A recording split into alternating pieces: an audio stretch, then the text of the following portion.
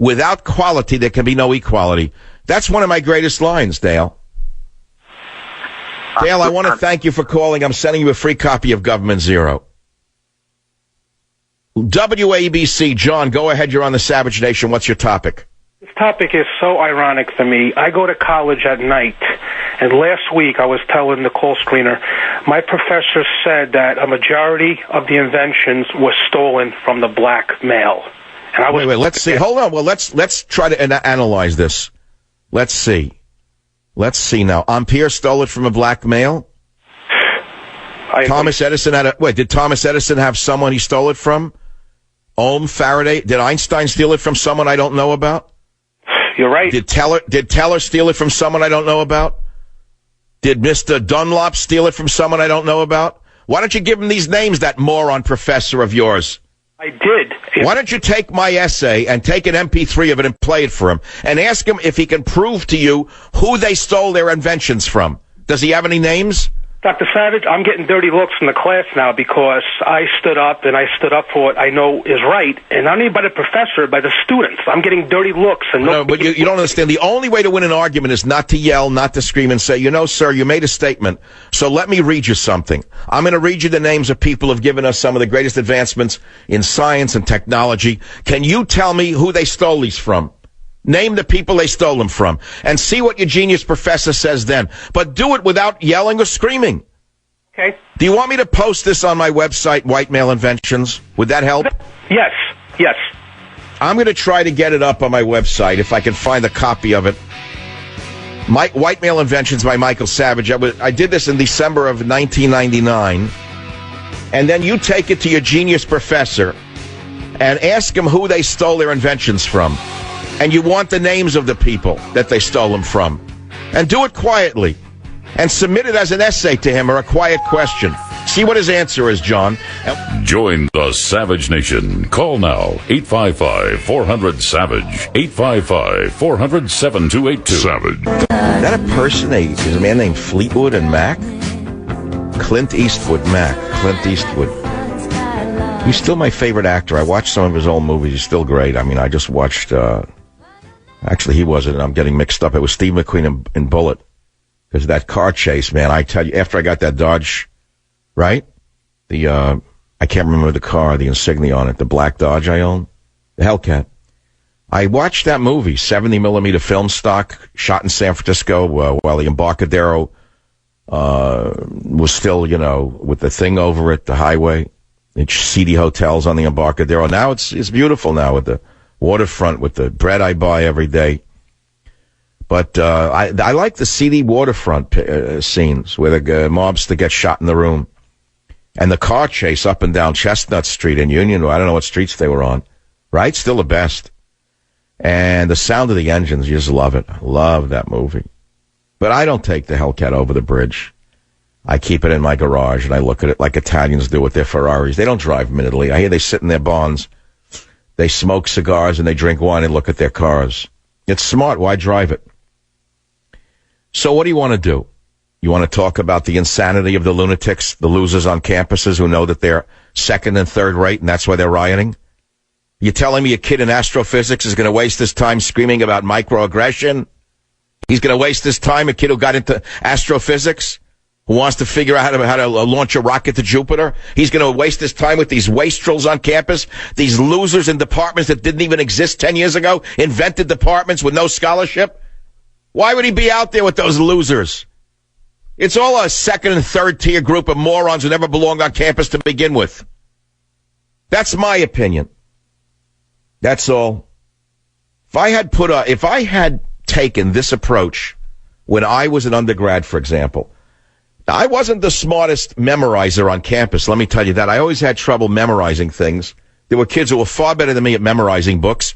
They got straight A's. I never got straight A's. I had trouble memorizing. I was always a dreamy student. But I didn't say that kids who could memorize better were stupider than me. I didn't say that they didn't deserve their A's. I didn't say they didn't deserve the scholarships. I said, that's the way it is. That's the way it is. They went on and they did what they did. I went on and did what I did. Everyone has their own talents. We're all snowflakes. We're all different. So don't tell me everyone has the capacity of Einstein if only they're given the chance. That's ludicrous. On the face of it, that's idiotic. Go to your football field, idiot. Everyone can play football. How many times do I have to say the same thing to you?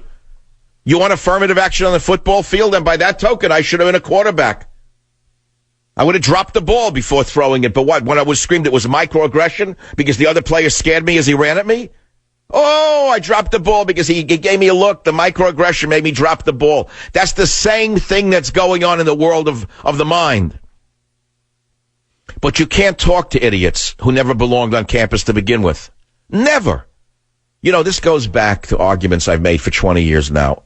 When I went to high school, and I think it's long overdue that we do this again, there were 3 tiers of high school. There was the academic.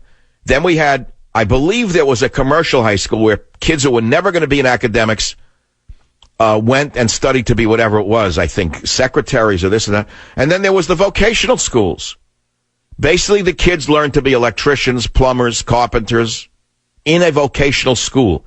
They work with tools, and they could become a tradesman. But you didn't mix them all together like suddenly everyone's the same, because everyone's not the same. People have different desires, different capacities. Now, all of a sudden, in this homogeneous idiot society of ours, it's assumed that every moron can be an Einstein. It's just not true. It's just not true. Not everyone is made for an academic performance. It's that simple. No matter what you're going to do, you're not going to have the same outcome, no matter how you try. So I think I've covered that topic. And I don't want to eat my heart out over it anymore. I've done it for too many years. Michael Savage addresses the Commonwealth Club of California. That is a very important speech. Beware the Government Media Complex, Part 1, May 15th, 2000. We are proud to welcome you to the live broadcast of Michael Savage's address to the Commonwealth Club of California, the largest public affairs speaking forum in the United States. Since its founding in 1903, the Commonwealth Club has hosted every American president since Theodore Roosevelt and has welcomed persons from every field and endeavor, from Clarence Darrow to the Dalai Lama. Please welcome Michael Savage. No other American talk show host has ever been invited to the Commonwealth Club, despite their protestations to the contrary. Now, my speech and my thesis was quite simple. The title was Beware the Government Media Complex. And what I said then, and I'll say now again, is this. I hope to prove to you that perhaps never before in American history has there been so cozy a relationship between government and media. It is a relationship that transcends left and right. It has nothing to do with race and nothing to do with politics, but everything to do with press freedom. That was the opening to my speech. And that was May 15th, 2000. I'm not going to play it for you. I'm looking back on this. There was an excellent article today on, where is this? The Closing of the American Mouth by Suzanne Fields in the Washington Times. And she said, college kids do the darndest things. You send them away to open up their minds, and they learn to close them for themselves and for others. The tantrum generation just managed a left-wing coup at the University of Missouri, stifling freedom of expression and forcing out the president and chancellor of the university. And she goes on with a wonderful story about these sub-morons, basically, and what's going on campuses and how it's just like Animal Farm thing, points I made myself. All hiring, admission, and participation shall reflect the racial diversity of the campus, except sports teams, given that sports is a far more important activity than scholarship and teaching, and thus alone requires selection solely on legitimate criteria of merit. I think that was written by Victor Davis Hanson when he wanted to rewrite Orwell's Animal Farm, and he was 100% right. And we've said the same thing on this program for years. It's fascism, no matter what you call it. And no one will stand up to these liberal fascists. If we don't stop them with the truth, you will have no freedom of speech left in this country whatsoever. Don't you think it's a miracle that I've survived 21 years being as outspoken as I am? Do you have any idea what would have happened to me had I gone into my chosen profession and become a professor at one of America's universities? Do you have any idea how long I might have not lasted on the campus, given as forceful, as intelligent, as insightful, and as strong-willed as I am? Do you think I would have survived on a campus? So it was fate or God's will that when they closed those doors to me, another door opened. There's an old saying, when one door closes, another door opens. It's true in it's true in religion, it's true in business, it's true in love. It's true in everything in your life. When you think that it's the darkest day of your life, it means one door closed. And if you stop looking at that closed door, which is very dark, there's nothing darker than a closed door that's been slammed in your face. If you turn around the other way, you'll see there's a big hallway, and another door will open for you. You just got to keep walking and looking for the light. Do you think I would have lasted on a campus when I worked so hard as an immigrant son to become a professor? No, they closed the door in my face. Not because I didn't have the capacity to be a professor. It's because I was a non-designated hiree. And I struggled for many years, and I found I found my place in life. I kept fighting and fighting and fighting, and I wound up in radio. And I struggled to go from being a local host. It took me 6 years to become a national host. You don't think it happened overnight. I had to fight every day. The doors were all closed to me. And every day that I'm on the air, do you think this is something that comes with the territory? I have to struggle every day to sustain my ratings, sustain my intelligence, sustain my message, and not make a mistake that lands me with another closed door. Do you understand that? And so I walk the line, and I walk that tightrope, and I do it because I'm good at it, and I enjoy it. But the fact of the matter is that nothing in life that is worth anything comes without struggle. Nothing. Nothing is given to you. And yet these brats on the campuses want you to give them straight A's so they can go on and destroy the next institution that they go to. They want to go from undergraduate destructive elements to graduate school, and then when they can't make it on a law school admission test, an LSAT, they'll say the test is racist, or they can't make it on an MCAT. They'll say the test is racist because they can't make it into medical school, automatically make them a doctor, so they'll cut your artery where they're supposed to take off a fingernail. That's what you want? You want to go into a surgical ward not knowing who's cutting you because the idiot couldn't pass a test?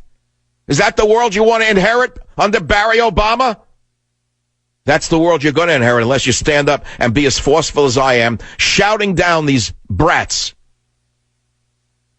And that's all I think I want to say on this. There are other topics. Now, we have sound bites of the great First Lady, another great genius, who was advanced because of her intelligence only. Now where is she now? In India giving a speech? She needed another winter vacation with the children. So she invented a reason to go to India now, after laying low for a while. So she's in India talking about the oppression of women. I swear to God. Here is the First Lady of the United States of America, again, talking about oppression. Robert, do we have that one? Nobody can believe this. Listen to this one. If we truly want to get girls into our classrooms, then we need to have an honest conversation about how we view and treat women in our societies. And this conversation needs to happen in every country on this planet, including my own. Oh, my God. Wait, I say this as this is actually these are the words of an insane demagogue. She is the most powerful woman in the United States. She's saying it's unfair to women. If this is not the mark of an insane demagogue, I'd like to know what is. I mean, I'm used to demagoguery from every Democrat out there. I get it every day. Been doing it for my life, putting up with demagoguery. But insane demagoguery is something. I don't know what they're drinking in that White House.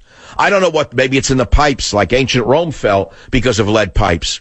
Maybe someone ought to look into the pipes in the White House. Maybe the water pipes are lead-based. Something is wrong with this woman.